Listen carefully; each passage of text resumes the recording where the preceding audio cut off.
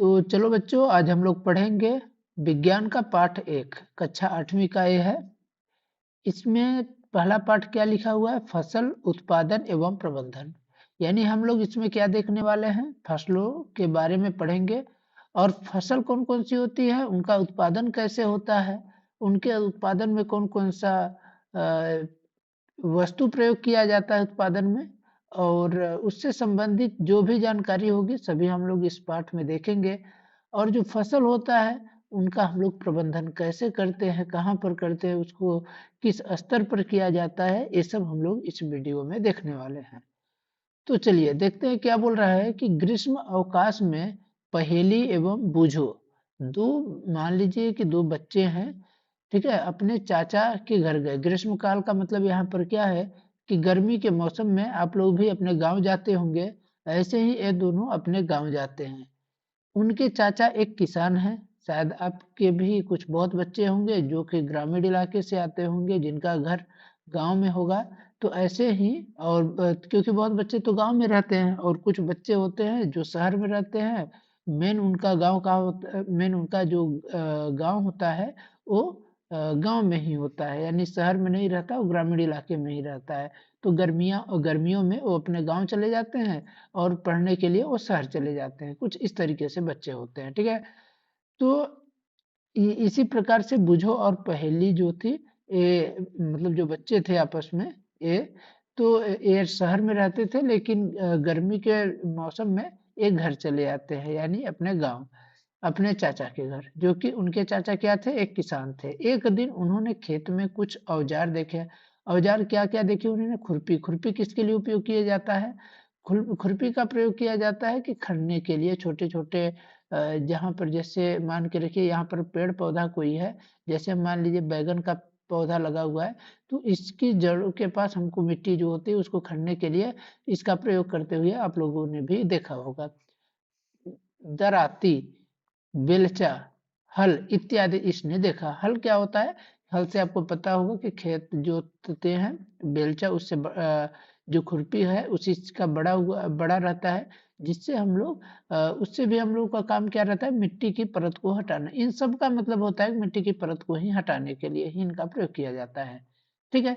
और इसके बाद इन्हीं के प्रयोग से हम लोग क्या हो, खुरपी का प्रयोग करके हम लोग कुछ छोटे छोटे अनाज लगाते हैं, जैसे छोटे छोटे जो होंगे तो खुरपी का प्रयोग करते हैं। दराती का क्या करते हैं? कुछ ज्यादा मात्रा में, इसमें कम मात्रा में हम लोग उपयोग करते हैं, इसका थोड़ा ज्यादा मात्रा में। इसका उपयोग हम वहां करते हैं जहां इससे भी ज्यादा की आवश्यकता हो, और हल का प्रयोग हम लोग वहां करते हैं जहां कुछ ज्यादा मात्रा में खेत हो, ठीक है।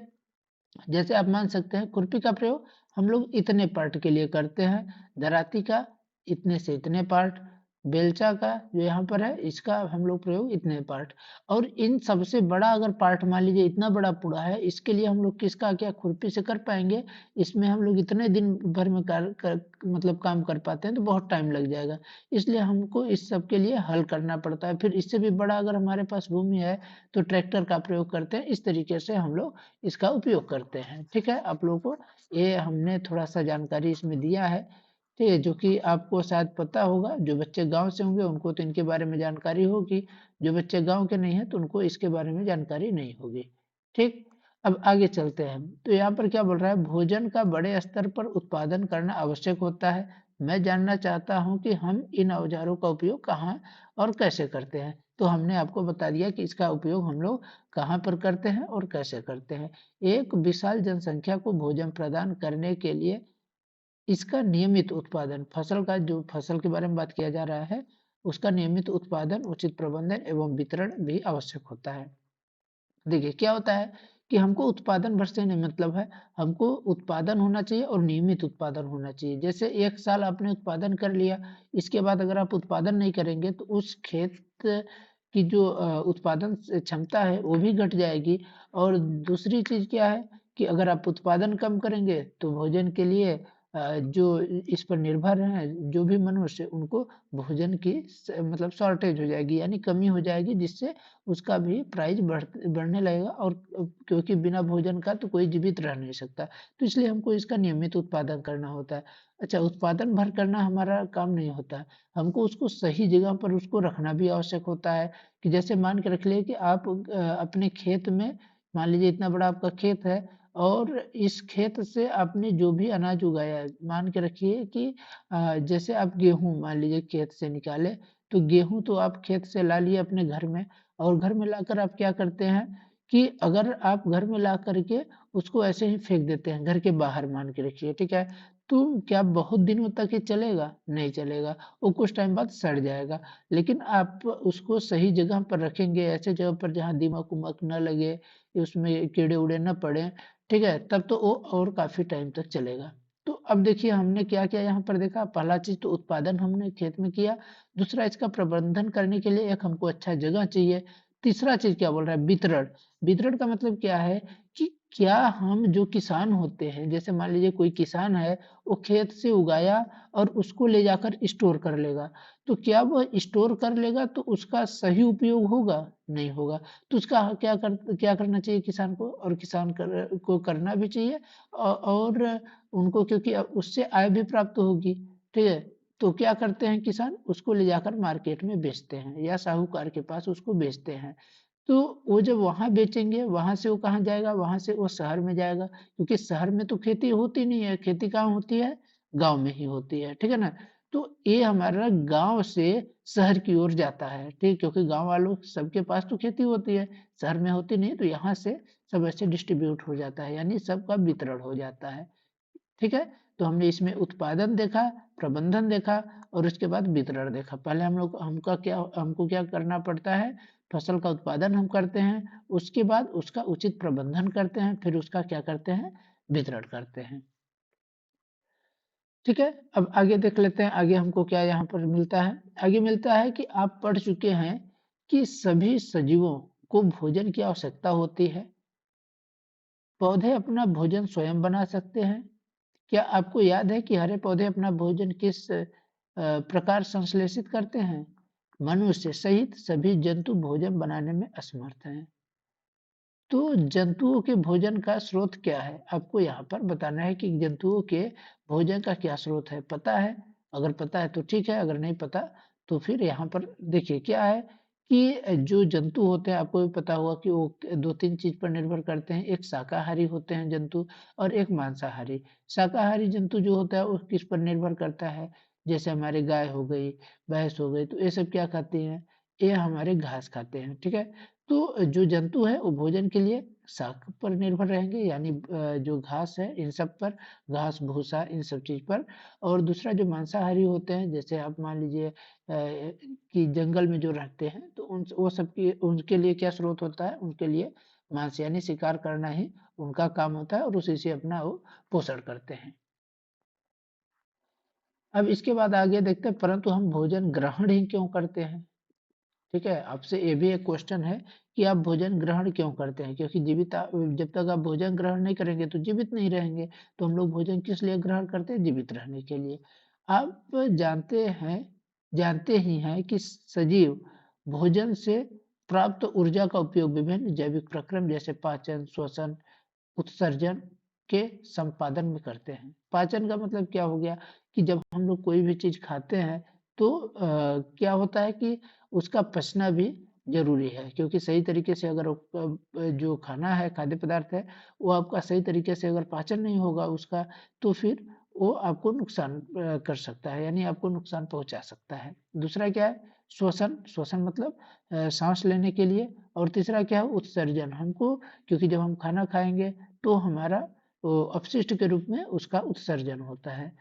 हम अपना भोजन पौधे तथा जंतु या दोनों से प्राप्त करते हैं। हमने यहाँ पर बताया कि कुछ जो जंतु के बारे में, कुछ जंतु पर निर्भर करते हैं, कुछ पौधे पर निर्भर रहते हैं। और जो मनुष्य होता है तो वो किस पर, पौधे पर भी निर्भर होता है, जंतु पर भी निर्भर होता है, और इन दोनों पर भी कुछ निर्भर होते हैं, ठीक है। अब आगे देख लेते हैं कि यहाँ पर जब एक ही किस्म के पौधे किसी स्थान पर बड़े, यानी हम लोग यहाँ कृषि पद्धति में देखेंगे कि जब एक ही किस्म के पौधे किसी बड़े पैमाने पर उगाए जाते हैं तो इसे हम लोग फसल बोलते हैं। यानी क्या फसल हम सबको बोलेंगे, जैसे मान लीजिए कोई थोड़े एरिया में उगा रहा है, यानी घर में आप उगा रहे हैं या कहीं उगा रहे हैं, तो क्या उसको फसल बोलेंगे? तो इसका जवाब है नहीं। जैसे आप थोड़े से एरिया में बोलेंगे तो उसको फसल नहीं बोलते, फसल तब हम बोलते हैं जब ज्यादा एरिया में उगाते हैं, ठीक है। उदाहरण के लिए यहाँ पर दिया गया है कि जैसे हम लोग गेहूं का फसल का अर्थ है कि खेत में उगाए जाने वाले सभी पौधे गेहूं के हैं। यानी जो हम लोग थोड़े मात्रा में, जैसे यहाँ पर क्या हो गया, यहाँ पर गेहूं उगा लिए, यहाँ पर जौ उगा लिए, यहाँ पर कुछ और उगा लिए, तो ये सब हमारे फसल में नहीं आएंगे। लेकिन एक बड़ा एरिया है, मान लीजिए इतना बड़ा, इसमें हम गेहूं उगा रहे हैं, तो उसको वो हमारी फसल किसकी हो जाएगी? गेहूं की हो जाएगी। क्या आप जानते हैं कि फसलें विभिन्न प्रकार की होती हैं, जैसे कि अन्न, सब्जी एवं फल। जिस मौसम में यह पौधे उगाए जाते हैं उनके आधार पर हम फसलों को वर्गीकरण करते हैं, यानी उनका वर्गीकरण करते हैं, उनको अलग अलग बांटते हैं। भारत एक विशाल देश है, यानी भारत एक बहुत बड़ा देश है। यहाँ का तापमान, आर्द्रता और वर्षा जैसी जलवायु परिस्थितियां एक क्षेत्र से दूसरे क्षेत्र से भिन्न है। यानी भारत इतना बड़ा देश है कि यहाँ पर मान लीजिए अगर भारत के इस वाले पार्ट में हम लोग बात करें, अगर ये मान लीजिए भारत का अगर नक्शा है, ठीक है, तो इस वाले पार्ट में कुछ अलग जलवायु है, बीच वाले पार्ट में कुछ अलग जलवायु होगी, और जो मान लीजिए इस तरीके से अगर भारत का नक्शा है, ऐसे नहीं है लेकिन मैं आपको बता रहा हूँ, तो इस वाले पार्ट में कुछ अलग जलवायु है, ठंडी है। यहाँ पर क्या है कि एक नॉर्मल है और यहाँ पर गर्म जलवायु है। तो जो हमारी जलवायु परिस्थिति है वो एक क्षेत्र से दूसरे क्षेत्र में भिन्न है, यानी यहाँ पर जैसी जलवायु होगी यहाँ पर वैसे नहीं होगी और यहाँ पर भी वैसे नहीं होगी, यानी सब जगह भिन्न है, इसलिए सब जगह भिन्न भिन्न फसल उगाई जाती है, ठीक है। इसको आगे चलने से पहले हम लोग थोड़ा यहाँ देख लेते हैं कि लगभग 1000 वर्ष पूर्व, ठीक है, लगभग 10,000 वर्ष पूर्व तक मनुष्य घुमंतु थे। कैसे थे? घुमंतु थे। वे एक स्थान से जाकर दूसरे स्थान पर भोजन एवं आवास की खोज समूह में विचरण करते रहते थे। वे कच्चे फल और सब्जी खाते थे और उन्होंने भोजन के लिए जंतुओं का शिकार करना प्रारंभ किया। कालांतर में खेती कर चावल, गेहूं एवं अन्य खाद्य पदार्थों को उत्पादित कर सके, इस प्रकार कृषि का प्रारंभ हुआ। ठीक है, यानी कि पहले के जो मनुष्य कैसे थे? घुमंतु थे, ठीक है। वो एक स्थान से दूसरे स्थान पर भोजन और आवास के लिए वो चलते जाते थे, मतलब एक स्थान पर नहीं रहते थे, ठीक है। और वे कच्चे फल या सब्जी खाते थे और जंतुओं का शिकार भी करना उन्होंने प्रारंभ कर दिया था। अब देखते हैं, क्योंकि हम सभी भोजन की आवश्यकता होती है, अतः हम अपने देश में इतने अधिक लोगों को भोजन किस प्रकार उपलब्ध करा सकते हैं। तो बात है कि सभी भोजन के लिए होते हैं, तो हमको कम एरिया में ज्यादा भोजन के लिए, यानी ज्यादा फसल को उत्पादन करना होगा इसके लिए, ठीक है। अब आगे देख लेते हैं कि अतः देश के विभिन्न भागों में, भारत एक विशाल देश है, यहाँ तापमान, आर्द्रता और जलवायु जैसी परिस्थितियां एक क्षेत्र से दूसरे क्षेत्र में भिन्न है। अतः देश के विभिन्न भागों में विविध प्रकार की फसलें उगाई जाती हैं। इस विविधता के बावजूद, यानी जो विविधता क्या है कि यहाँ पर एक एरिया में कुछ दूसरा फसल उगाया जाता है, दूसरे एरिया में कुछ दूसरा, तीसरे एरिया में कुछ दूसरा, तो इसके बावजूद मोटे तौर पर फसलों को दो वर्गों में हम विभाजित करते हैं। एक खरीफ की फसल होती है, एक रबी की फसल। आपसे पूछा जाएगा कि हम लोग फसलों को कितने भागों में बांटते हैं, तो मुख्य रूप से दो भागों में, ठीक है। ऐसे देखिए होता तीन है, लेकिन हम मुख्य रूप से दो ही मानते हैं, क्योंकि तीसरा जो है वो हर जगह उपयुक्त नहीं होता और वो सामान्यतः हर मौसम में भी उनका हम लोग उत्पादन कर सकते हैं। खरीफ की फसल क्या होती है? वह फसल जिन्हें वर्षा ऋतु के टाइम पर बोया जाता है, खरीफ की फसल कहलाती है। भारत में वर्षा ऋतु कब होता है? जून से लेकर सितंबर तक। आपको भी पता होगा कि वर्षा ऋतु का मतलब जब बरसात होती है तो जून से सितंबर तक होती है, उसी टाइम पर इसकी खेती की जाती है, ठीक है। जैसे उसमें क्या कौन कौन सी खेती की जाती होगी? जैसे धान का होता है, मक्का का होता है, सोयाबीन होता है, मूंगफली होता है, कपास होता है, तो ये सब हमारे खरीफ की फसलें हैं, ठीक है। रबी की फसल कौन सी होती है? जो हमारे शीत ऋतु में जिसको, यानी अब जब मैं ये वीडियो बना रहा हूँ, यानी अक्टूबर से मार्च तक में उगाई जाने वाली, यानी अक्टूबर में क्या की जाती है, अक्टूबर में बोई जाती है और मार्च में काटी जाती है। ठीक है, यानी इसमें क्या था कि जून में बोई जाती है, जून जुलाई में, और सितंबर अक्टूबर में काटी जाती है। और यहाँ क्या है कि अक्टूबर नवंबर में बोई जाती है और मार्च अप्रैल तक में इसको काटी जाती है। तो एक इस प्रकार की होती है, रबी होती है, रबी फसलें होती हैं। ठीक है, इसमें कौन सी होती हैं फसलें? गेहूं होता है, चना होता है, मटर होता है, सरसों होता है, अलसी होता है, ये सब रबी के उदाहरण है। इसके बावजूद कई स्थानों पर दालें और सब्जियां भी ग्रीष्म में उगाई जाती हैं। ठीक है, तो ये सब हमारे फसल हो गए। फसल दो प्रकार के होते हैं, खरीफ फसलें और रबी फसलें। रबी फसलों के बारे में बता दिया गया कि शीत ऋतु में, खरीफ फसलें जो थी वो कब के, वर्षा ऋतु में। अब दो चीज ध्यान रखिए। इसके बाद एक होता है जायद की फसल। जायद की फसल कब होती है? जायद की फसल इन दोनों के बीच का भाग, यानी खरीफ फसल और रबी फसल। रबी फसल के बाद आ जाता है आपका जो एकदम गर्मी होता है, जैसे उसमें हम लोग क्या पाते हैं, तरबूज खरबूज ये सब खाते हैं। तो उसमें जो जायद की फसल होती है तो उसमें हरी सब्जी और फल से वो संबंधित होते हैं। ठीक है, जो कि रबी और खरीफ के बीच का पार्ट होता है। अब यहाँ पर हम लोग देखते हैं आधारित फसल पद्धति। धान को शीत ऋतु में क्यों नहीं उगाया जा सकता? एक क्वेश्चन पूछा है कि धान को शीत ऋतु में क्यों नहीं उगाया जा सकता। तो देखिए, पहला चीज तो हमारे जो भारत है, तो भारत में आपको पता होगा कि धान की खेती के लिए पानी की पर्याप्त मात्रा आवश्यक होता है। पहला चीज तो ये, और उसके लिए क्या चाहिए? धान के लिए दो चीज चाहिए, यानी पर्याप्त मात्रा में पानी, पानी की मात्रा अधिक होनी चाहिए, और क्या होना चाहिए कि टेम्परेचर भी ज्यादा होना चाहिए, यानी टेम्परेचर यानी ताप भी ज्यादा होना चाहिए और पानी की भी मात्रा ज्यादा होना चाहिए, जो कि धान की खेती के लिए दोनों उपयुक्त तो होता है। ठीक है, तो शीत ऋतु में क्या होता है, यहाँ पर टेम्परेचर कम होता है और क्या होता है, पानी भी बरसात कम होती है। तो क्या होगा कि जब शीत ऋतु में हम लोग लगाएंगे तो जब हमारा टेम्परेचर कम है, पहला चीज, दूसरा पानी भी कम मिलेगा।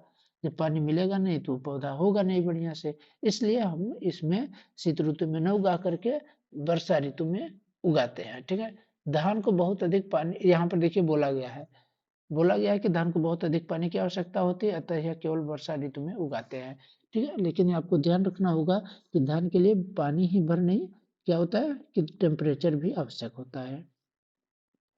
फसल उगाने के लिए किसान को अनेक क्रियाकलाप सामयिक अवधि में करने पड़ते हैं। अब देखेंगे कि यह क्रियाकलाप उस प्रकार के हैं, किस प्रकार के हैं, उस प्रकार के हैं जिनका उपयोग माली अथवा आप सजावटी पौधे उगाने के लिए करते हैं। ये क्रियाकलाप अथवा कार्य, कृषि पद्धतियां जो आगे दिए गए हैं,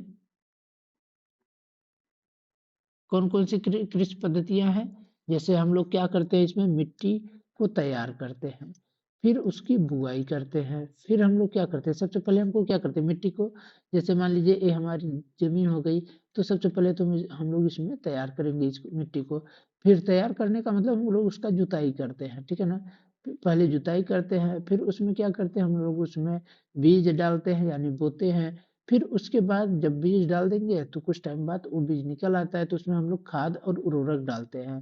ठीक ना, खाद उर्वरक डालते हैं, फिर हम लोग सिंचाई करते हैं। फिर जब सिंचाई कर देते हैं तो उसमें क्या होता है कि बहुत सारे खरपतवार भी आ जाते हैं, यानी जिनकी आवश्यकता नहीं होती हमको, वहां से वहां पर वो भी पौधे उग जाते हैं छोटे छोटे। तो उसके लिए हम क्या करते हैं, खरपतवार से सुरक्षा करते हैं। ठीक है, इसके बाद क्या करेंगे, जब उनकी सुरक्षा करेंगे तो फसल हमारी अच्छी हो जाएगी। फिर हम लोग उनका कटाई करते हैं, फिर कटाई करने के बाद क्या करते हैं, उनका हम लोग भंडारण करते हैं, यानी उनको हम लोग निकालते हैं खेत से और उनको एकत्रित करते हैं। तो सबसे पहला पार्ट जो हमारा है क्या, कि मिट्टी को तैयार करना। मिट्टी को हम लोग कैसे तैयार करते हैं? तो फसल उगाने से पहले मिट्टी तैयार करना प्रथम चरण होता है। मिट्टी को पलटना तथा इसे पोला बनाना कृषि का अत्यंत महत्वपूर्ण कार्य है। इसमें जड़ें भूमि में गहराई तक जाती हैं। पोली मिट्टी में गहराई में धंसी जड़ें भी सरलता से श्वसन कर सकती हैं। पोली मिट्टी किस प्रकार पौधे की जड़ों को सरलता से शोषण करने में सहायता होती है। ये क्वेश्चन आपसे पूछा जा रहा है। तो इसका देखिए क्या है कि पोली मिट्टी मिट्टी में रहने वाले केचुआ और सूक्ष्म जीवों को वृद्धि करने में सहायक करती हैं। यह जीव किसानों के मित्र होते हैं। किसानों के मित्र कौन होते हैं? केचुआ और सूक्ष्म जीव। क्यों होते हैं मित्र? क्योंकि यह मिट्टी को और पलट कर पोला करते हैं। मिट्टी को पलट करके और उनको पोला करते हैं। पोला का मतलब उनको खाद के रूप में बना देते हैं, केचुआ जो होते हैं और सूक्ष्म जीव, तथा ह्यूमस बनाते हैं। परंतु मिट्टी को पलटना और पोला करना क्यों आवश्यक है? ये क्वेश्चन पूछा जा रहा है कि आपको मिट्टी का पलटना और पोला करना क्यों आवश्यक है। तो देखिए क्या होता है कि जब हमारी जो मिट्टी एक ही तरीके से अगर रहेगी, एक ही जैसे, तो उसमें हमारा जो ह्यूमस है, ठीक है, तो वो एक ही जगह रह जाता है। लेकिन जब हम लोग उसको पलटते हैं ना, तो वहां से हमारा जो खाद के रूप में प्रयोग होता है, तो वो हमारी मिट्टी जैसे अगर पलटते हैं मिट्टी को, तो वो हमारी जो फसल है तो वो ज्यादा बेहतर मतलब उगती है। ठीक है, अब पिछली कक्षा में पढ़ चुके हैं कि मिट्टी में खनिज, जल, वायु तथा कुछ सजीव होते हैं। इनके अतिरिक्त मृत पौधे एवं जंतु भी मिट्टी में पाए जाने वाले जीवों का अपघटित होते हैं। इस प्रक्रम में मृत जीवों में पाए जाने वाले पोषक मिट्टी में निर्युक्त होते हैं। यह पोषक पौधे द्वारा अवशोषित किए जाते हैं।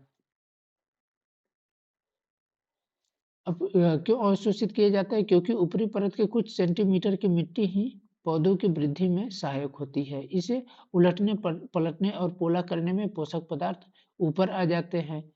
ठीक है, आपको ध्यान रखना चाहिए कि क्यों अभी जो हमने ऊपर बताया था, क्योंकि जो ऊपरी परत के कुछ सेंटीमीटर की मिट्टी ही पौधे की जो वृद्धि करने में सहायक होते हैं। तो क्या होता है कि जब हम लोग उसको उलटते पलटते हैं तो पोला करने में पोषक पदार्थ जो है वो ऊपर आ जाते हैं और पौधे इन पोषक पदार्थों का उपयोग कर सकते हैं। अतः मिट्टी को उलटना, पलटना एवं पोला करना फसल उगाने के लिए अत्यंत महत्वपूर्ण होते हैं। ठीक है, चलिए आगे देखते हैं कि मिट्टी को उलटने, पलटने एवं पोला करने की प्रक्रिया क्या कहलाती है? जुताई कहलाती है। इसी चीज को हम लोग क्या बोलते हैं? जुताई। हमने सबसे पहले क्या बोला था कि फसल का हम लोग सबसे पहले क्या करते हैं? फसल का हम लोग जुताई करते हैं। ठीक है, हल हल चलाकर करते हैं जुताई। हम लोग कैसे करते हैं? हल चलाकर करते हैं। लकड़ियां, लौह के बने होते हैं हल। और यदि मिट्टी अत्यंत सूखी है तो जुताई में पहले इसे पानी देने की आवश्यकता भी पड़ सकती है। जुते हुए खेत में मिट्टी के बड़े बड़े ढेले भी होते हैं। ढेले का मतलब क्या होता है कि जब हम लोग जोतते हैं खेत को, तो उसमें इतना बड़ा मिट्टी का जो पार्ट होता है, इसको हम लोग ढेले बोलते हैं। ठीक है ना, तो क्या होता है कि ढेले भी होते हैं। इन्हें एक पाटल की आवश्यकता से तोड़ना आवश्यक है। बुआई एवं सिंचाई के लिए खेत को समतल करना भी आवश्यक होता है। यह कार्य पाटल द्वारा किया जाता है। पाटल का मतलब क्या होता है? जैसे हम लोग जोतते हैं तो वो जैसे हल से करते हैं, तो जैसे हल में ही क्या किया जाता है कि पीछे लकड़ी का ऐसे मान के रखिए, आप ट्रैक्टर में भी देखे होंगे, तो वो रहता है कि लकड़ी का एक जो कि अच्छा खासा लकड़ी, मजबूत लकड़ी होती है, उससे हम लोग पाटन करते हैं। तो इसमें क्या होता है कि जो भी बड़े बड़े मिट्टी के ढेले होते हैं, जो यहाँ पर बताया गया है ढेले, तो वो सब टूट जाते हैं। ठीक है, तो कभी कभी जुताई से पहले खाद दी जाती है। इसमें जुताई के समय खाद मिट्टी में भली भांति मिल जाती है। बुआई से पहले खेत में पानी दिया जाता है। अब कृषि औजार को देखते हैं। अच्छी उपज के लिए बुआई से पहले मिट्टी को भुरभुरा करना आवश्यक होता है। यह कार्य अनेक औजारों से किया जाता है, जैसे हल से, कुदाली से, कल्टीवेटर से। इस कार्य के लिए उपयोग किए जाने वाले प्रमुख औजार हैं। ठीक है, ये देखिए आपको यहाँ पर खेत दिख रहा होगा। इस खेत में आपका ये हल दिख रहा है, दिख रहा है, रुकिएगा ना, ये देखिए हल, ये हल है। इसका ये वाला जो पार्ट होता है ये नुकीला रहता है। ठीक है, और ये वाला जो पार्ट होता है ये आपका लोहे का एक सामान्यतः लौह का बना होता है। यहाँ पर जो दिख रहा है ना, ये वाला पार्ट, ये लौह का ही रहता है। और देखिए इतना ये जो पार्ट यहाँ पर दिखाया जा रहा है, ये ढेले के रूप में होता है, यानी बड़ा बड़ा पार्ट मिट्टी का यहाँ पर निकलता है। और ये क्या हो रहा है? यहाँ पर जुताई हो रही है। ठीक है, और इस वाले पार्ट को क्या बोलते हैं? इसको हम लोग फाल बोलते हैं। जो यहाँ पर ये वाला है, तो इसको हम लोग फाल बोलते हैं। इसको हल सैफ्ट बोलते हैं। इस वाले को क्या बोलते हैं? हल सैफ्ट। जो ए वाला गया है यहाँ से इसको जोड़ रहा है, हल सैफ्ट बोलते हैं। इसको हम लोग जोत बोलते हैं। ठीक है, ये वाला पार्ट क्या हो गया जो कंधे पर है, जोत बोलते हैं। और हल और जोत के बीच का जो पार्ट होता है उसको हल सैफ्ट बोलते हैं। ठीक है, तो इस तरीके से हल होता है। और जो हम लोगों ने पार्ट के बारे में बात किया है, तो पाटन या फिर जो यहाँ पर दिया गया होगा ना, पाटल, ये जो पाटल दिया गया है, तो पाटल क्या करता है, जब हम जुताई कर लेते हैं तो यहाँ पर जो ढेले बन जाते हैं, तो ढेले को तोड़ने के लिए इसी तरीके से ये जो पार्ट है ना, इसी तरीके से इसको जब हम लोग ऐसे पलट देते हैं, तो इसी के साथ बांध करके ऐसे वो पाटल लगाते हैं। ठीक है, और एक क्या करता है, काफी भारी भरकम रहता है, तो उसको तोड़ देता है।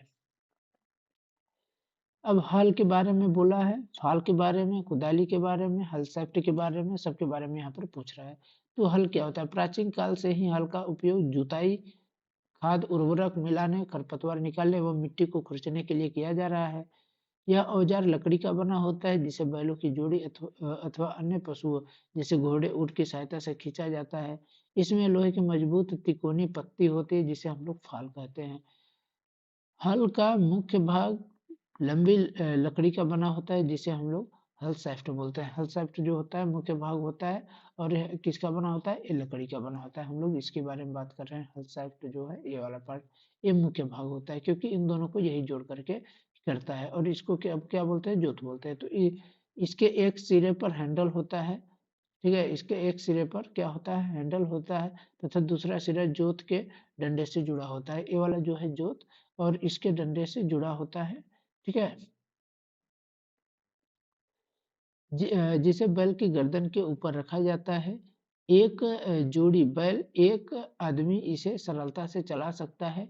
जैसा कि यहाँ पर दिख रहा है कि ये दो बैल हैं, दो बैल के ऊपर इसको रख करके इसको आसानी से एक व्यक्ति द्वारा चलाया जा रहा है। आजकल लोहे के हल तेजी से देसी लकड़ी के हल की जगह ले रहे हैं। ठीक है, यानी अब जो है तो लोहे की ये हल जो है, देसी जगड़े का मतलब लकड़ी का उपयोग कम हो गया है, और लोहे का हल ज़्यादा प्रचलन में आ गया है अब। ठीक है, और अब तो ये भी समाप्त तो होकर के क्या आ गया है कि ट्रैक्टर वैक्टर से ही खेती होने लगी है।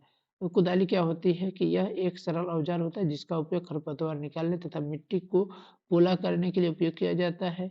इसमें लकड़ी अथवा लौह की छड़ होती है, जिसके एक सिरे पर लौह की चौड़ी एवं मुड़ी पट्टी होती है। उसको हम लोग कुदाली बोलते हैं। जैसे क्या होता है कि जब मक्का होता है, तो मक्का के बाद इसका प्रयोग करते हैं। ये देखिए कुदाली के बारे में यहाँ पर बात किया गया है। ठीक है, ये कुदाली है, यहाँ पर जोत होता है, यहाँ पर छड़ होता है, ये हैंडल होता है, ये इसको पकड़ते हैं यहाँ से, और यहाँ पर मुड़ी शाफ्ट होता है। इस तरीके से होता है। ठीक है, इस तरीके से एक कुदाली होता है। तो वो लगी होती है जो ब्लेड की तरह कार्य करती है। इसका दूसरा सिरा पशुओं द्वारा खींचा जाता है। ठीक है, कल्टीवेटर का आप लोग देख ही सकते हैं कि ये वाला जो पार्ट होता है इसको कल्टीवेटर बोलते हैं। आजकल जुताई ट्रैक्टर द्वारा संचालित कल्टीवेटर से की जाती है। कल्टीवेटर के उपयोग श्रम एवं समय दोनों की बचत करते हैं, जो कि यहाँ पर आपको चित्र में दिख रहा होगा कल्टीवेटर। ठीक है, अब बुआई पर आ जाते हैं कि हम लोग पहले जुताई कर लिए, उसके बाद क्या करते हैं? बुआई करते हैं। तो बुआई कैसे कराई जाती है कि बुआई करने के लिए देखिए यहाँ पर दो किसान की आवश्यकता हो रही है बैल के माध्यम से। तो बुआई फसल उत्पादन का सबसे महत्वपूर्ण चरण होता है। बोने से पहले अच्छी गुणवत्ता एवं साफ एवं स्वस्थ बीजों का चयन किया जाता है। किसान अधिक उपज देने वाले बीजों को प्राथमिकता देते हैं। बीजों का चयन कैसे करते हैं? तो बीजों का चयन करने के लिए देखिए क्या होता है कि बीजों का चयन के लिए हम लोग क्या कुछ बीज जल के ऊपर तैरने लगते हैं, जो कि पानी में बैठ जाते हैं, हल्के होते हैं या भारी होते हैं। तो आपको भी पता होगा कि जो पानी में बैठ जाते हैं वो कैसे भारी होते हैं, जो ऊपर तैरने लगते हैं वो कैसे होते हैं? वो हल्के होते हैं। ठीक है, यानी मतलब जो सड़ा हुआ रहता है वो ऊपर उठ जाता है। क्षतिग्रस्त बीज जो होते हैं वो खोखले होते हैं, और इसके कारण ये हल्के होते हैं। इसके कारण ये क्या करते हैं? तैरने लगते हैं। अच्छे और स्वस्थ बीज को क्षतिग्रस्त बीजों से अलग करने की यह एक अच्छी विधि क्या होती है कि उसको हम लोग पानी में डाल देते हैं, तो जो ऊपर तैर रहा है यानी वो खराब हो गया है, और जो अच्छा है तो वो नीचे बैठ जाता है। बुआई से पहले बीज बोने बोने के औजार के बारे में जानना आवश्यक है। ठीक है ना। परंपरागत औजार के बारे में यहाँ पर देखिए, बुआई का हम लोग कैसे करते थे परंपरागत, जो कि पहले जो पारंपरिक तरीका था तो उसमें हम लोग इसका उपयोग करते थे। तो पारंपरिक रूप में बीजों को बुआई में इस्तेमाल किया जाने वाला औजार कीप के आकार का होता था। ये देखिए यहाँ पर, ये जो आपको दिख रहा है ना, ये कीप के आकार का होता है। जैसे हम लोग तेल वोल कहीं डालते हैं या फिर कुछ करते हैं, तो इस तरीके से ये वाला पार्ट जो होता है, तो ये वाला थोड़ा सा ऐसे बड़ा होता है कि इसमें आप लोग डालें और इसका एक इसके साथ मिल जाता है। और जो ये हल होता है, हल के साथ यहाँ पर लगा होता है कि जैसे हल का ये जो नीचे वाला पार्ट होता है, जब एक नीचे जाता है यहाँ मिट्टी के अंदर, तो वो भी उसी के साथ चला जाता है सीधे। तो यहाँ पर उसी के बारे में बताया गया कि परंपरागत रूप से बीजों की बुआई में इस्तेमाल किए जाने वाला औजार कीप के आकार का होता है। बीजों को कीप के अंदर डालने पर यह 2-3 निकुले सिरे वाले पाइपों से गुजरते हैं। ये सिरे मिट्टी को भेद कर बीज को स्थापित कर देते हैं। ठीक है, जो कि यहाँ पर आपको चित्र में दिख रहा है। तो पौधे को सूर्य का प्रकाश, पोषण, जल पर्याप्त मात्रा में प्राप्त होता है। अधिक घनेपन को रोकने के लिए कुछ पौधे को निकाल कर हटा दिया जाता है। जब जब बहुत अधिक जब हो जाता है तो उसके बारे में बात कर रहा है, यहाँ पर हम लोग देखेंगे यहाँ पर। ठीक है, एक किसके बारे में हो गया यहाँ पर, हम लोग परंपरागत औजार के बारे में देख लिया। अब हम लोग देखेंगे शेड्यूल के बारे में। उससे पहले हम लोग देख लेते हैं कि एक दिन मैंने अपनी माँ को देखा कि माँ चने के कुछ बीज एक बर्तन में रख करके उसमें कुछ पानी डाल रही थी। कुछ मिनट पश्चात कुछ बीज पानी में के ऊपर तैरने लगते। मुझे आश्चर्य हुआ कि कुछ बीज पानी के ऊपर क्यों तैर रहे हैं, क्यों तैर रहे हैं बताइए। अभी हमने ऊपर देखा कि जो खोखला होता है अंदर से बीज, ठीक है, वो ऊपर तैरने लगता है, और जो खोखला नहीं होता है, जो बढ़िया बीज होता है, वो नीचे बैठ जाता है। ठीक है, यानी जो सड़ा रहेगा वो ऊपर तैरेगा, और जो सही रहेगा वो ऊपर नहीं तैरेगा। अब हम लोग देख लेते हैं सीड्रिल।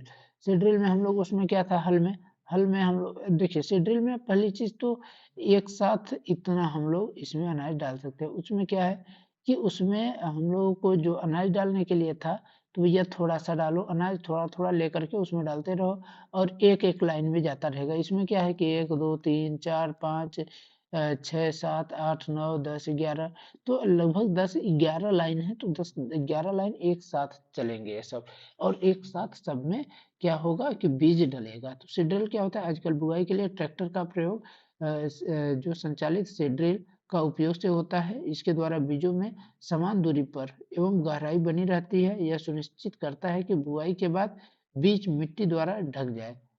इस इससे बीजों को पक्षियों द्वारा खाए जाने से रोका जा सकता है। सीड्रिल द्वारा बुआई करने के से समय एवं श्रम दोनों की बचत होती है।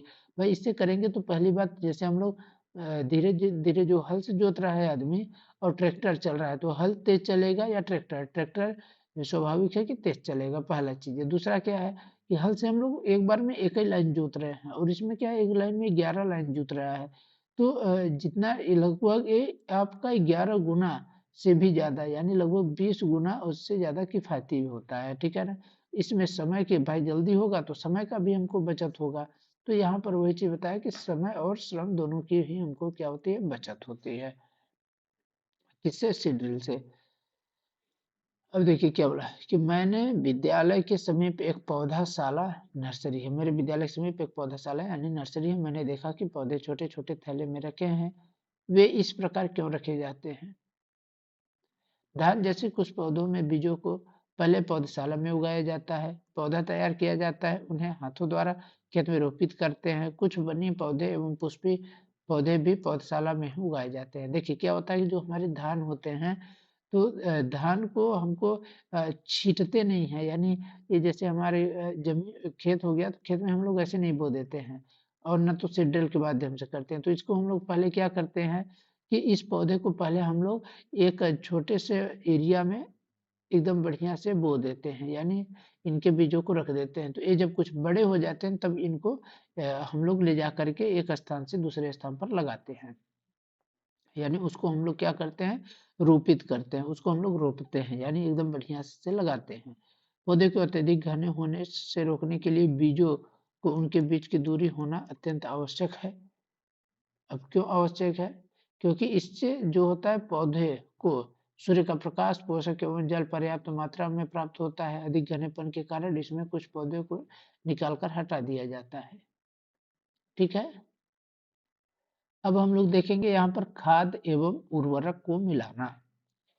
खाद एवं उर्वरक को मिलाने में क्या है कि वे पदार्थ जिन्हें मिट्टी में पोषक स्तर बनाए रखने के लिए मिलाया जाता है, उन्हें हम लोग क्या बोलते हैं, खाद और उर्वरक बोलते हैं। मैंने एक खेत में उगने वाली स्वस्थ फसल पौधे को देखा, जबकि पास के खेत में पौधे कमजोर थे। कुछ पौधे अन्य पौधों की तुलना में ज्यादा अच्छी तरीके से क्यों उगते हैं? क्यों? क्योंकि उनको खाद मिला है, उर्वरक मिला है। ठीक है, तो इसके वजह से वो अच्छा उगते हैं।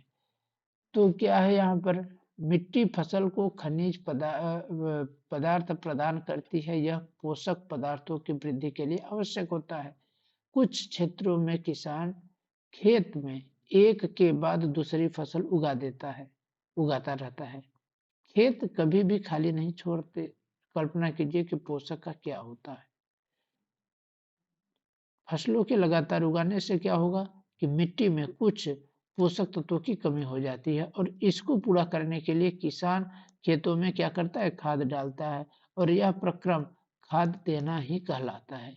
क्योंकि जब लगातार आप किसी से काम करवाएंगे किसी जगह पर, तो उसकी जो इफिशियंसी है यानी करने की क्षमता घट जाएगी।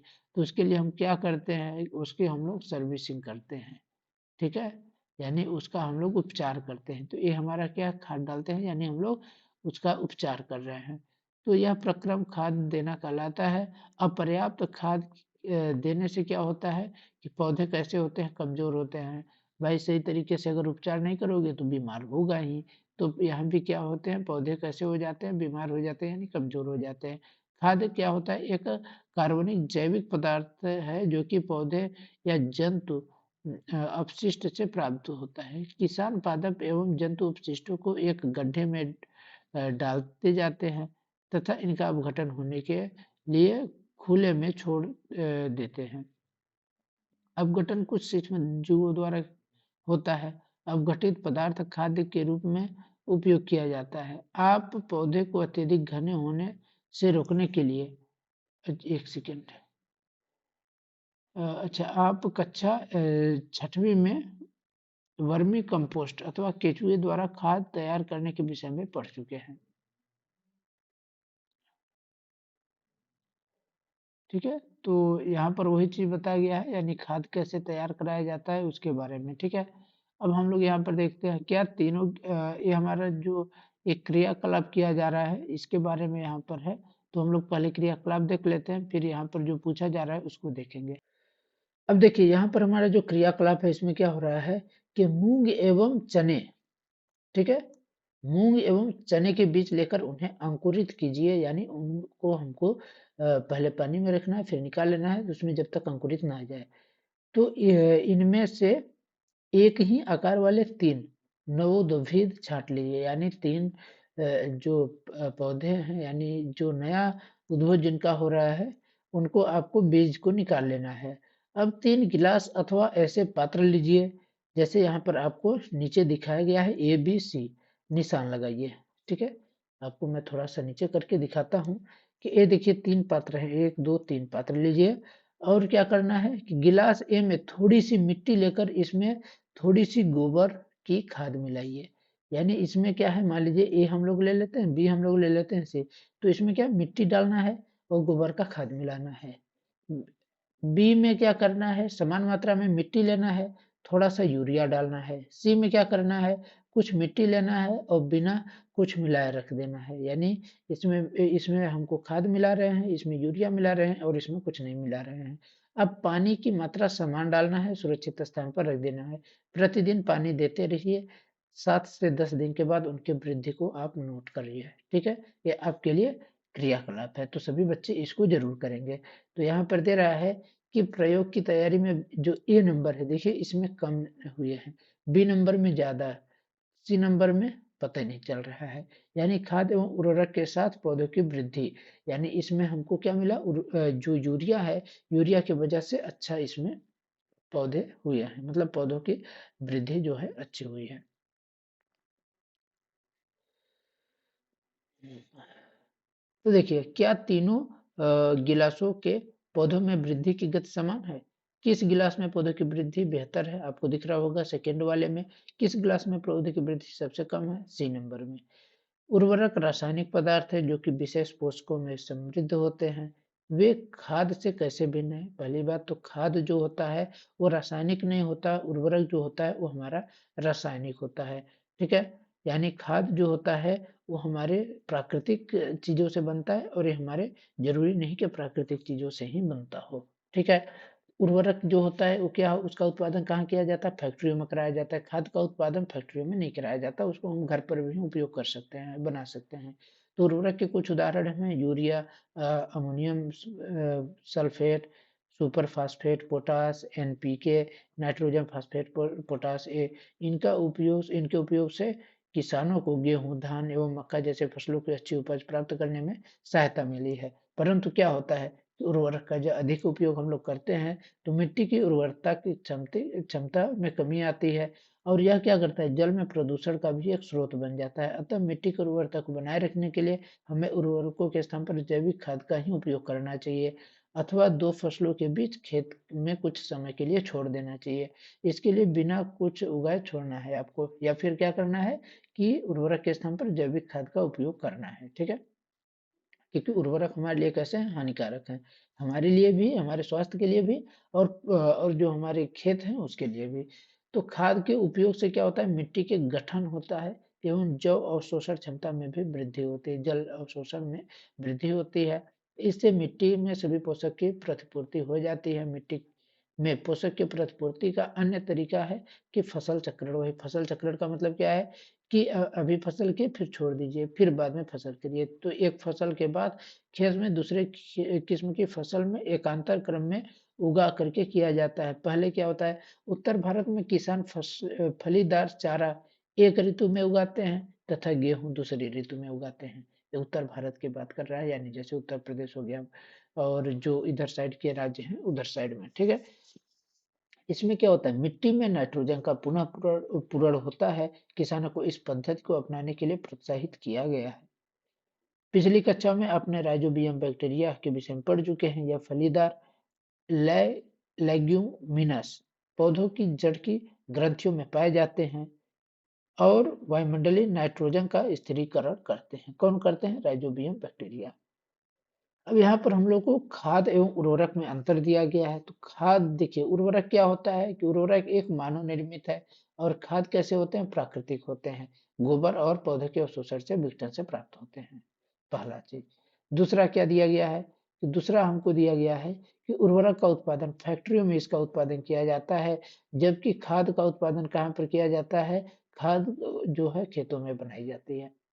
उर्वरक में मिट्टी को ह्यूमस प्राप्त नहीं होता, ह्यूमस जो कि सड़े गले पदार्थ से प्राप्त होता है, लेकिन इसमें क्या होता है, ह्यूमस अच्छी मात्रा में प्राप्त होता है।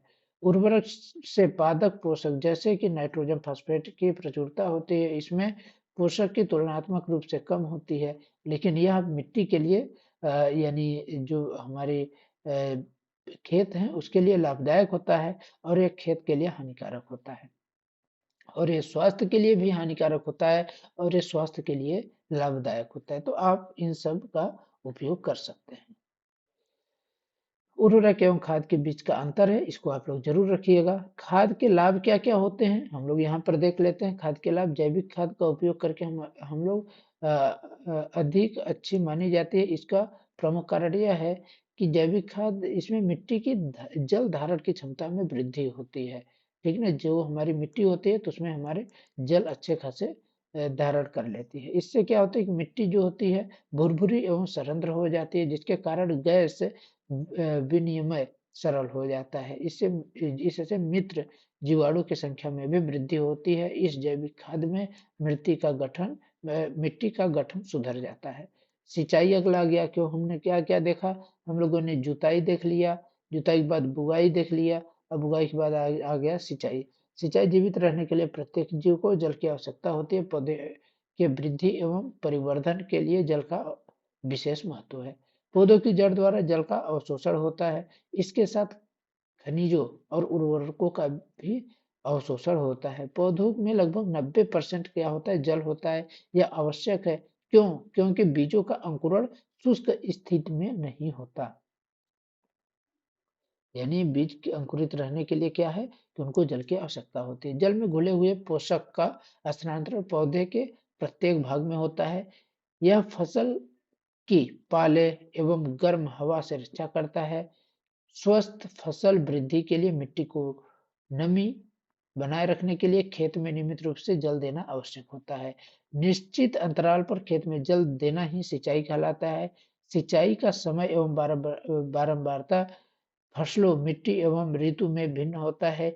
गर्मी में पानी देने की बारंबारता अपेक्षाकृत अधिक होती है। ऐसा क्यों होता है? क्योंकि हमारे जो पेड़ पौधे होते हैं वो सूख जाते हैं, इसलिए हमको क्या करना है, उसमें पानी ज्यादा देना होना होता है। और क्या होता है, जो हमारे पानी होते हैं वो वाष्प बन करके उड़ जाता है। तो क्या होता है, मिट्टी एवं पत्तियों में जल वाष्पन की दर अधिक होने के कारण ही उसमें क्या होता है, हमको गर्मियों में ज्यादा पानी देना होता है। इस वर्ष पानी देते समय मैं अधिक सतर्क हूँ। पिछली गर्मी में मेरे पौधे सूख और मर गए थे। सिंचाई के कुछ स्रोत हैं, कौन कौन से हम लोग सिंचाई कैसे करते हैं? नलकूप से करते हैं, जलकूप से करते हैं, तालाब झील से करते हैं, नदी से, बांध से, नहर से।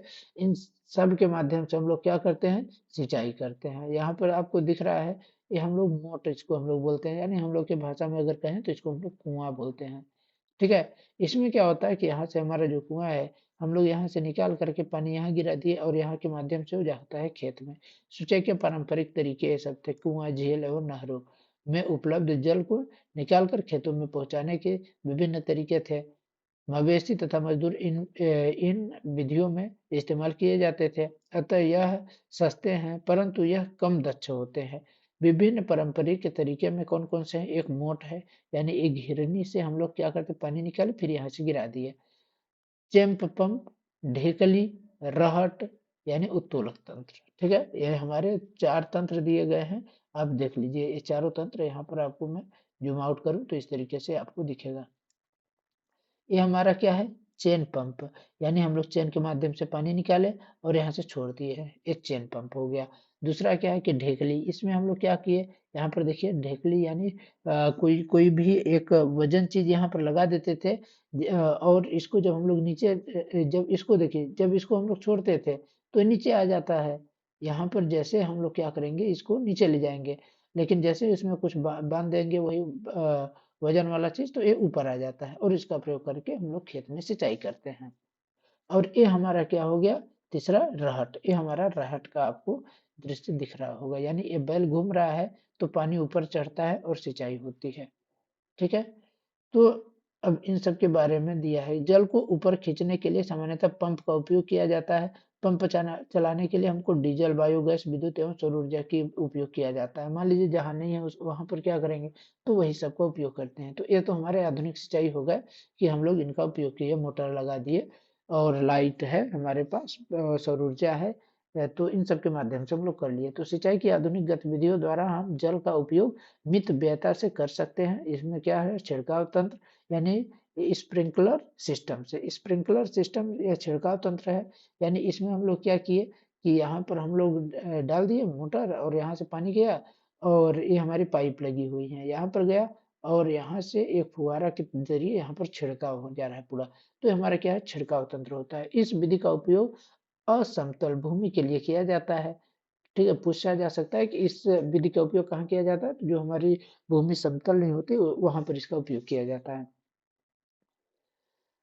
जहाँ जल कम मात्रा में उपलब्ध होता है, पाइप ऊपर की ओर लगी होती है, ऊपरी सिरे पर घूमने वाले नोजल लगे होते हैं। यह पाइप निश्चित दूरी पर मुख्य पाइप से जुड़े होते हैं।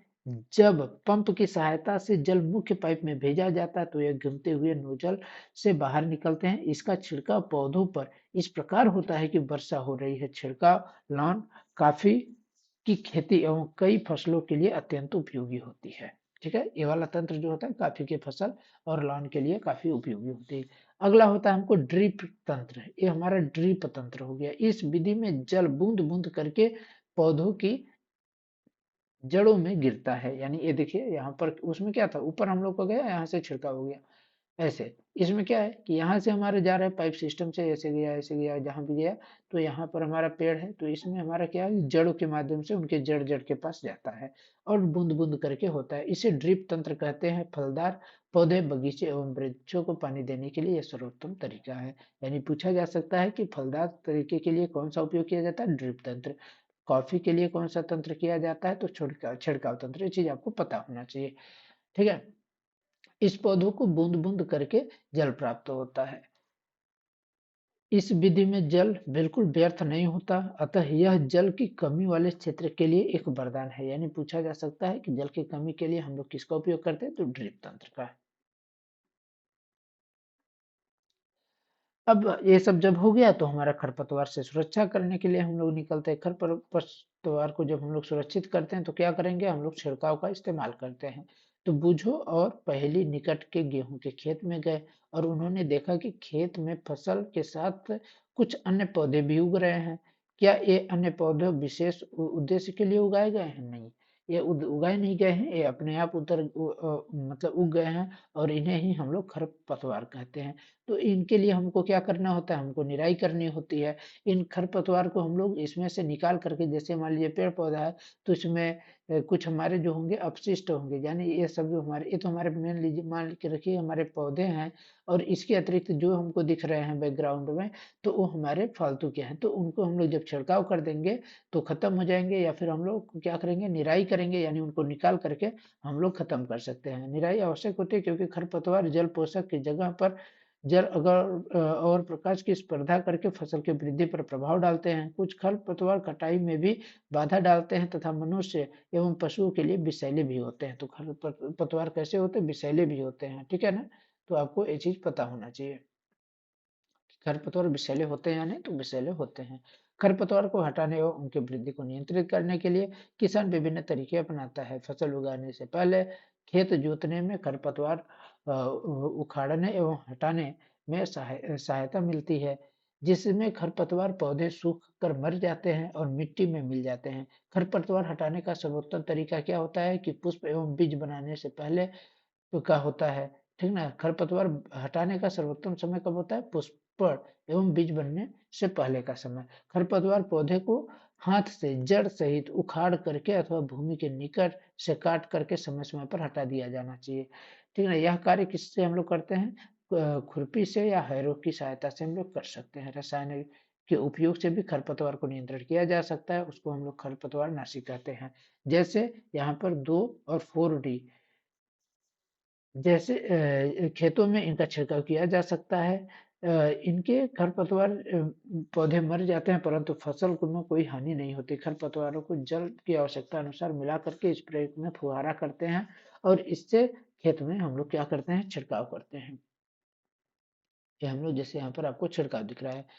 क्या खरपतवार का प्रभाव इसको छिड़कने वाले व्यक्ति पर भी पड़ता है? हाँ, पड़ सकता है, क्योंकि जैसा पहले बताया कि खरपतवार की वृद्धि के लिए समय तथा पुष्पण एवं बीज बनने के पहले ही खरपतवार नाशी का छिड़काव करते हैं। खरपतवार को छिड़कने से किसान के स्वास्थ्य पर भी प्रभाव पड़ सकता है, अतः इन्हें रसायन का उपयोग सावधानी पूर्वक करना चाहिए। छिड़काव करते समय मुंह एवं नाक कपड़े से ढक लेनी चाहिए, ठीक है। देखिए, मुंह नाक भर नहीं, अगर सही से देखा जाए तो हाथ को भी इनको ढक के रखना चाहिए, ठीक है। और पैर में भी इनको कुछ न कुछ पहनना चाहिए। और मुंह में देखिए ढके हैं, हाथ और नाक ये सब चीज तो ढके होने ही चाहिए। अब कटाई के बाद बारे में हम लोग यहाँ पर बात करते हैं, तो फसल की कटाई एक महत्वपूर्ण कार्य होता है। जब फसल पक जाती है तो उसका हम लोग क्या करते हैं, कटाई करते हैं, क्योंकि फसल पक जाएगी, अगर उसको सही टाइम पर नहीं काटेंगे तो वहां पर ही फसल हमारी बिखर जाएगी और बर्बाद हो जाएगी। इसलिए हम लोग क्या करते हैं, इसकी कटाई करते हैं। कटाई के दौरान पौधे को खींच करके उखाड़ लेते हैं अथवा इसको धरातल से के पास से काटते हैं। एक अनाज फसल को पकने के लिए 3 से 4 महीने का समय लगता है। कुछ फसलों में ज्यादा भी होता है, जैसे आप अरहर, यानी दाल वाले जो फसल होते हैं ज्यादातर, तो दलहन में जो अरहर की फसल होती है उसको 6 महीने लगभग टाइम लगता है, कम से कम उससे ज्यादा भी लगता है, ठीक है, तो हमारे देश में दराती की सहायता से, इसको हम लोग क्या बोलते हैं, दराती की सहायता से इसकी कटाई की जाती है, अथवा एक मशीन का उपयोग किया जाता है जिसको हार्वेस्टर बोलते हैं। लेकिन हार्वेस्टर से सभी का हम लोग सब कुछ नहीं काट पाते। ठीक है, तो हार्वेस्टर से जिसका उपयोग करते हैं उन्हीं से ये हमारा जो होता है, इसकी सहायता से हम कुछ भी हो सब कुछ काट लेते हैं। काटी गई फसल में बीजों दानों को भूसे अलग अलग करने, इसको हम लोग क्या बोलते हैं, थ्रेसिंग बोलते हैं। यह कार्य कंबाइन मशीन के द्वारा किया जाता है। ये हमारा देखिए कंबाइन मशीन है, और इसके माध्यम से तो वास्तव में हार्वेस्टर और थ्रेशर का संयुक्त रूप होता है कंबाइन मशीन। कंबाइन मशीन जो होता है वो हार्वेस्टर और थ्रेशर दोनों का रूप होता है, जो कि हमारा अनाज और भूसा को अलग करता है और खेत से काट भी देता है। तो छोटे खेत वाले किसान अनाज के दाने को फटक फटक कर अलग करते हैं। यानी क्या होता है, जिनके पास अब ज्यादा खेत रहेगा तब तो भैया हार्वेस्टर चलवाएगा या फिर कंबाइन चलवाएगा। जिसके पास छोटा खेत है तो क्या करेगा, थोड़ा सा काटे भैया, वहीं पर घर के पास ही बना लेते हैं व्यवस्था, वहीं पर हम लोग उसको साफ कर लेंगे। कटाई के बाद कभी कभी तने के टुकड़े खेत में ही रह जाते हैं, जिन्हें किसान जला देते हैं। पहेली इन टुकड़े को खेत में जलाने के कारण चिंतित है कि वह जानती है कि इससे प्रदूषण होता है, इससे खेत में बड़ी फसल में आग लगने का भी खतरा रहता है। विनोइंग मतलब क्या होता है, अलग करते हैं। विनोइंग मतलब उसको हम लोग क्या करते हैं कि फटक करके अलग करते हैं। तो आप कक्षा छठवीं में इसको विषय में पढ़ चुके हैं। ये फटकने की मशीन है यहाँ पर, ठीक है ना। अब इसके बाद हम लोग क्या करेंगे भाई, जब हम लोग काट चुके तो काटने के बाद क्या करेंगे, भंडारण करते हैं। तो अब कटाई पर हो, देखिए 3-4 महीने में कठोर परिश्रम के बाद कटाई का समय होता है। स्वर्णिम दानों से भरी खड़ी फसल किसानों के हृदय में उल्लास एवं समय का भाव संचारित करती है। यह समय थोड़ा आराम करने तथा खुशी मनाने का है, क्योंकि पिछली ऋतु में प्रयत्न का फल मिलता है। इसलिए भारत में सभी भागों में कटाई का समय हर्षोल्लास से एवं खुशी का होता है। पुरुष एवं महिला सभी मिलकर के इस पर्व को मनाते हैं।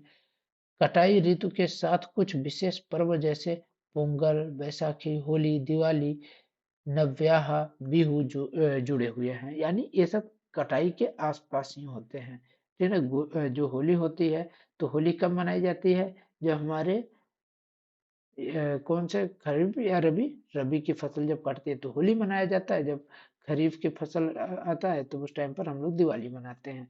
ठीक है ना। तो इसी तरीके से सब एक दूसरे से जुड़े हुए हैं। भंडारण के बारे में बात करते हैं, तो जब हम लोग कटाई कर लेते हैं तो उसके बाद जब उत्पादन हो जाता है तो उत्पादन का भंडारण एक महत्वपूर्ण कार्य होता है। यदि फसल के दानों को अधिक समय तक रखना हो तो उन्हें नमी, कीट एवं चूहे तथा सूक्ष्म जीवों से उनको क्या करना होगा, सुरक्षित रखना होगा। ताजा फसल में नमी की मात्रा अधिक होती है। यदि फसल के दाने को सुखाए बिना भंडारित किया जाता है तो उसको खराब होने अथवा जीरोधर आक्रमण से वे अंकुरित के लिए उपयोगी हो जाते हैं। अतः भंडारण से पहले दानों को धूप में सुखाना आवश्यक होता है, जिससे उनकी नमी में कमी आ जाती है। इससे उनकी कीट, पीड़कों, जीवाणु एवं कवकों से सुरक्षा हो जाती है। किसान अपनी फसल उत्पाद का भंडारण जूट के बोरे, धातु के बड़े पात्र में करते हैं, परंतु बीजों का बड़े पैमाने पर भंडारण साइलो और भंडार गृह में किया जाता है। इससे क्या होता है, इससे उनको ये देखिए साइलो और भंडार गृह जो है, इसमें हम लोग बीज का, ठीक है, बीज का हम लोग क्या करते हैं, इसमें इसमें बीज का भंडारण होता है। तो इससे क्या होता है कि जो पेड़ को जैसे कि चूहे और कीटों से सुरक्षित रखा जाता है। नीम की सूखी पत्तियां घर के अनाज में भंडारण के लिए उपयोगी होती है। बड़े भंडार गृहों में अनाज को पीड़क एवं सूक्ष्म जीवों से सुरक्षित रखने के लिए रासायनिक उपचार का भी उपयोग किया जाता है। गोदाम जो होता है, आप लोग देखे होंगे, अगर पता होगा कि आपके में सोसाइटी या गोदाम होता हो, तो इसी तरीके से यहाँ पर एकत्रित करा करके यहाँ पर रखाया जाता है। ठीक है, ये उसी के लिए ही रहता है कि फसल आपका सुरक्षित रहे। मैंने अपनी माँ को अनाज रखे लोहे के ड्रम में नीम की पत्ती रखते हुए देखा। मुझे आश्चर्य हुआ, क्यों क्यों होता है, क्योंकि जो हमारा नीम है, तो पता है कि वो जो कीटाणु है, तो उसके नाश के लिए है, यानी कीटाणु नाशक के लिए हम लोग इसका उपयोग करते हैं। खाद्य पदार्थ दूध है, उसका स्रोत क्या है? गाय है, भैंस है, बकरी है, ऊँटनी है। ठीक है, इसी तरीके से खाद्य पदार्थ कौन कौन है उसका हमको यहाँ पर नाम लिखना है। तो ये बच्चे आप लोग करेंगे, ठीक है ना। इस सारणी में पूर्ति करने के पश्चात आपने देखा होगा कि पौधों की तरह ही जंतु भी हमारे विभिन्न प्रकार के खाद्य पदार्थ प्रदान करते हैं। समुद्र के तटीय क्षेत्रों में रहने वाले लोग मछली का मुख्य आहार के रूप में उपयोग करते हैं। पिछली कक्षाओं में पौधों से प्राप्त होने वाले खाद्य पदार्थों के विषय में आप पढ़ चुके हैं। हमने अभी सीखा कि फसल उत्पादन के विभिन्न चरण होते हैं। बीजों का चयन करना, फिर बुआई करना, फिर जुताई करना, ठीक है, जुताई करना, फिर बुआई करना, फिर उसके बाद उसमें जो छिड़काव होता है उसको करना, फिर उसके बाद छिड़काव के बाद कटाई करते हैं, फिर उसके बाद उसका हम लोग संग्रह करते हैं, यानी भंडारण करते हैं, फिर एक जगह से दूसरे स्थान पर भेजते हैं। इसी प्रकार के घरों में फार्म पर पालने वाले पालतू पशु को उचित भोजन, आवास एवं देखभाल की आवश्यकता होती है, या बड़े पैमाने पर किया जाता है, इसे पशुपालन कहते हैं। मछली स्वास्थ्य के लिए अच्छा आहार है। हमें मछली से कॉड लिवर तेल मिलता है, जिससे विटामिन डी की मात्रा अधिक पाया जाता है। ठीक है, इसमें हमने कुछ शब्द सीखे हैं, यानी कृषि पद्धतियाँ। कृषि पद्धतियाँ मतलब कृषि को कार्य करने की पद्धति को हम लोग कृषि पद्धति कहते हैं। पशुपालन में क्या होता है कि हम लोग पशुओं को पालते हैं, तो पशुपालन हो गया। फसल क्या हो गया कि एक क्षेत्र में एक ही प्रकार की फसल, एक ही प्रकार के पौधों का उत्पादन करना हमको फसल कहलाते हैं, ठीक है ना। और इसके बाद उर्वरक। उर्वरक क्या होता है? उर्वरक होता है जो कि हमारे जो फसल हैं उनको कीटनाशक से सहायता करता है, यानी उनसे रक्षा करता है। भंडार गृह क्या होता है? जहाँ पर हम अपने सामान को रखते हैं, यानी अपने फसल को रखते हैं, वो भंडार गृह हो गया। कटाई क्या करते हैं? फसलों को कटाई, जब फसल पक जाता है तो उसके बाद हम लोग क्या करते हैं? उसकी कटाई करते हैं। फसलों को समय से पानी देना ही सिंचाई कहलाता है। खरीफ की फसल में कौन कौन से आते हैं? जब हम मई, जून, जुलाई, अगस्त, सितंबर तक की जो फसल उपयोग की जाती है उसको फसल मतलब खरीफ की फसल बोलते हैं।